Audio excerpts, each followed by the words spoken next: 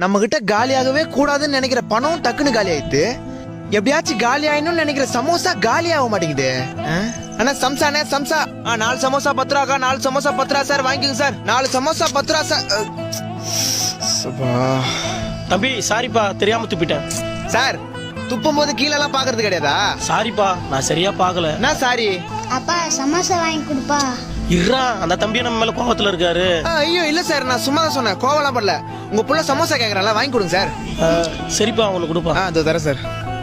என்னங்க ஏங்க எனக்கு ஒரு சமோசா வாங்கி கொடுங்க. சமோசா எனக்கும் ஒண்ணு வாங்கி கொடுப்பா. தம்பி எல்லாருமே என் சொந்தக்காரங்க தான், எல்லாருக்கும் ஒவ்வொன்று கொடுத்துருப்பான். இந்த தரேண்ணே. என்னங்கண்ணா என்னங்க? இந்தாப்பா, தெரியாம துப்பிட்டேன், சாரிப்பா. அட விடுண்ணே, 4 பேர் காரி துப்புனாதான் ஒருத்தனுக்கு புத்தி வரும்னு சொல்லுவாங்க. இப்ப நீங்க என் மேல துப்புனதுக்கு நான் கோவப்பட்டு இருந்தா இன்னைக்கு சமோசா காலி ஆயிருக்குமா?